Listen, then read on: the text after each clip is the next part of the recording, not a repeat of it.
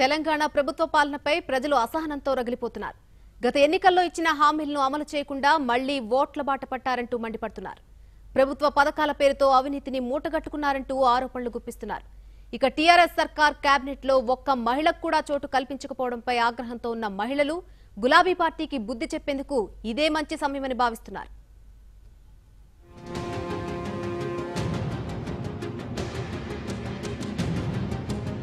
తెలంగాణస్తే మన నీళ్లు మనకే, మన భూములు మనకే, మన పాలన మనదే అంటే మన తెలంగాణలో ఉన్న జనాలందరినీ కలిపి అన్నామనుకున్నాం కానీ మీ ఇంట్లోళ్ళను చుట్టాలను మనసులో పెట్టుకుని అన్నామని ఇప్పుడికిప్పుడే సమజైతాంది. ఎట్లంటావా?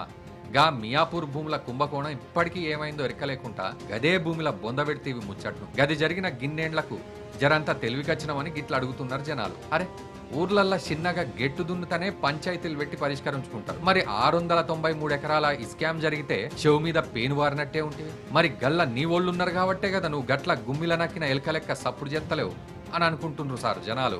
నువ్వు ఎలక్షన్ల ప్రచారానికి పోతే నీకు ఎదురొచ్చి బొట్టు పెట్టి ఆరతిచ్చి ప్రచారం చేసి ఓట్లేసి గెలిపించిన ఆడబిడ్డలు గట్ల బొట్లు పెట్టుకుంటా ఆరతిలిచ్చుకుంటా ఉండనీకే పనికొస్తారా ఏంది? పాలించనీకి పనికిరారని గిట్ల ఆళ్లకు సీట్లు ఇయ్యలేవా ఏంది సారు? ఏ ఆడోళ్ళంటే అంత అల్కగా కనబడుతున్నారా? ఒక్కళ్ళంటే ఒక్క ఆడబిడ్డకు గిన నీ మంత్రివర్గంలో కుర్చీ ఇవ్వకపోతే మహిళలంటే అంత సులకనగా చూసే నీకు ఓట్లు ఎందుకేయాలి మహిళలు అని తెలంగాణ ఆడబిడ్డలు అడుగుతున్నారు సారు. ఉద్యమాలు నడిచినప్పుడేమో బొడిగ శోభ ఉండాలి, తెలంగాణ రాష్ట్రం కోసమేమో విద్యార్థులు బలిదానాలు కావాలి, శ్రీకాంతాచారి లాంటి వాళ్ళు బలిదానం కావాలి. అవునా కాదా? కొండ సురేఖక్క లాంటి మాజీ మంత్రి గారికి తను ఒక బీసీ బిడ్డ, అందుకే అన్యాయం చేసిండ్రు. ఇవాళ శ్రీకాంతాచారి తెలంగాణ ఉద్యమము టర్న్ కావడానికి కారణమైన శ్రీకాంతాచారి తల్లికి వల్ల టికెట్ ఇవ్వకపోవడము, బొడిగ శోభ కూడా కారంపొడి పట్టుకొని కావలి కూసున్నది పోలీసులకు. ఆనాటి ఉమ్మడి రాష్ట్రంలో ముఖ్యమంత్రి గారిని అరెస్ట్ చేయడానికి వస్తే ఇవాళ మేము కనిపిస్తలేము. సంతోష్ కుమారు, రవీందర్ రావు గారే కనబడుతుండ్రు. వారు చెప్పిన వాళ్ళకే ఉండాలి.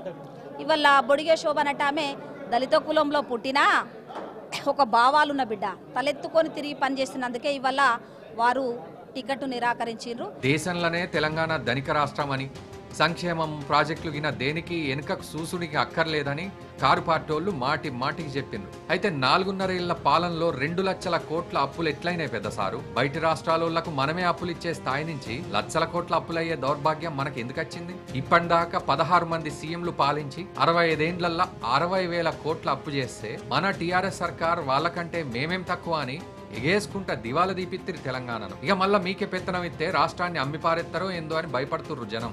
తెలంగాణ ప్రభుత్వం 4.5 సంవత్సరాలు పరిపాలన చేసి ఏమీ చేత కాదు మాకు అని గద్దె దిగేసి మళ్ళీ ఎలక్షన్ పెట్టారు. ఎలక్షన్ పెట్టినందుకు సంతోషంగా ఉంది. ఇప్పుడైనా వీళ్ళకి బుద్ధి వస్తుంది. మహిళలు అంటే ఏంటో విషయం తెలుస్తుంది. ఇన్ని రోజులు క్యాబినెట్లో కానీ మంత్రి పదవుల్లో కానీ ఒక్క మహిళను కూడా ఇవ్వలేకపోయారంటే మీ సత్తా ఏంటో తెలుస్తుంది. ఒక్క మహిళ అంటే ఈ 50% మహిళా శాతం అంటారు. మహిళలందరూ అన్నింటిలో సమానం అంటారు. సమానం అని చెప్పినప్పుడు కనీసం అది ఎంత ప్రతిపత్తిలో పెట్టాలి అన్న విషయం కూడా తెలియని ముఖ్యమంత్రికి అవసరమా అని అడుగుతున్నాను.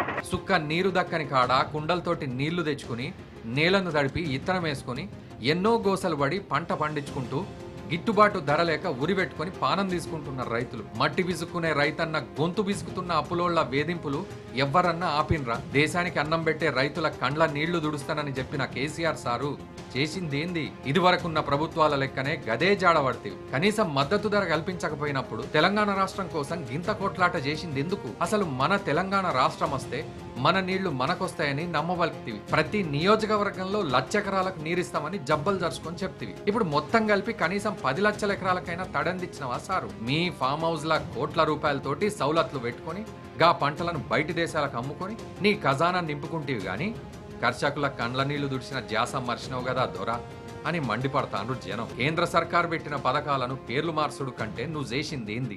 కేంద్ర సంక్షేమ పథకాలు ఏవైతున్నాయో వాటిని ఈ ప్రాంతం లోపల తమ పథకాలుగా చెబుతున్నటువంటి సందర్భం లోపల మేము కూడా మా కార్యకర్తలందరికీ కూడా ఏ గ్రామానికి ఎన్ని నిధులు కేంద్ర ప్రభుత్వం నుంచి వచ్చాయి, ఎన్ని నిధులు ఇక్కడ ఉండేటువంటి స్వచ్ఛ భారత్ పేరు మీద జరుగుతున్నటువంటి ఉద్యమంలో భాగంగా టాయిలెట్స్ కట్టుకోవడానికి ప్రతి గ్రామానికి ఎన్ని డబ్బులు ఇచ్చాం, అదేవిధంగా గ్రామ పంచాయతీలకు గ్రామాలను అభివృద్ధి చేయడం కోసం ఎన్ని నిధులు ఇచ్చామనేటువంటిది ప్రతి గ్రామ పంచాయతీ లోపల మేము ఒక పాంప్లెట్ ద్వారా ఒక వైట్ పేపర్ రూపం లోపల వాళ్ళ దగ్గరికి వెళ్తా ఉన్నాం. ఈ రకంగా అనేక సంక్షేమ పథకాలు పేదవాడి కష్టాలు తెలిసినటువంటి వ్యక్తిగా ఈరోజు నరేంద్ర మోడీ అనేక రకాలైనటువంటి స్కీమ్స్ని ఇక్కడ ప్రవేశపెట్టడం జరిగింది అని గరమైతే అన్నారు సార్ జనాలు.